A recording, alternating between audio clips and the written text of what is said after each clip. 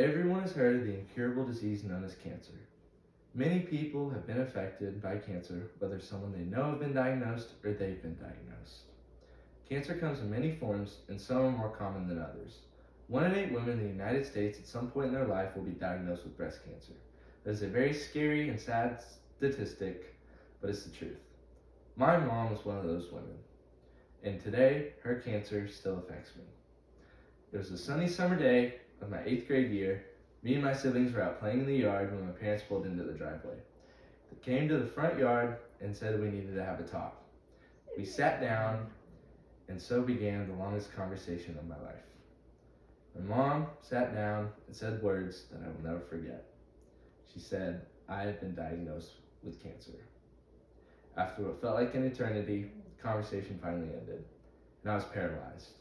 I didn't know what to do. I couldn't move. I didn't know what to think. Finally, when I got strength to move, I hugged my mom, and I cried. I cried because I didn't know what else to do. After a couple days had passed, life had gone back to as normal as it could get, but it wasn't the same.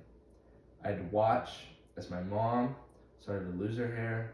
I had to watch as she rested for days due to chemotherapy. I had to watch as my family struggled to keep a smile on their face to act like it wasn't affecting them. Going back to school was hard, and I found it very hard to focus on school.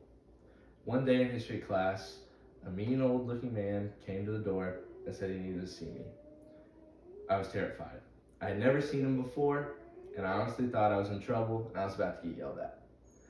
Once I got outside, he closed the door and he told me everything about him. His name was Mr. Baker, and he told me something that I had no idea that I needed to hear. He told me that he just wanted to talk to me, that he knew exactly what I was going through, and that he was here for me. Mr. Baker lifted the world off of my shoulders that day. Me and Mr. Baker would talk after that, whether it was during lunch or during class. We would talk about whatever. We would talk about school, the classes I was struggling with. We would talk about Razorback football, and we'd talk about my mom. Mr. Baker had no idea, but he had changed my life, and it was awesome. All of a sudden, going home to my mom and my family wasn't so hard anymore. And as my mom started coming to the end of her treatments, life got a lot brighter, and that was thanks to Mr. Baker. Finally, my mom was done with her treatments, and I couldn't have been more proud. She had not let cancer beat her, and me and my family did not let the experiences beat us. From these experiences, I learned that you need to cherish the good times because you never know when hard times will come. I had no idea my mom was getting diagnosed with cancer. I was taking for granted all of the good days, and I didn't think that anything bad could happen to me. And hearing that news and being surprised by that and going through it taught me that I need to cherish all of the good days because you never know when something bad's going to happen. Mr. Baker taught me that having a rock and someone to lean on during tough times is very, very important.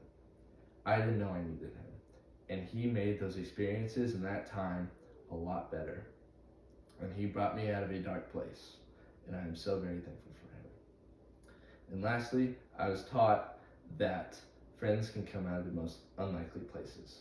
When a mean old grouchy man came to that door that day, I had no idea that I would be making one of my greatest friends.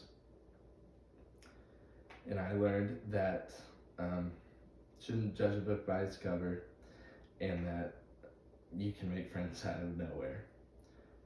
Cancer affects many people and takes many lives, and it affects many lives, and it puts lots of people in dark places.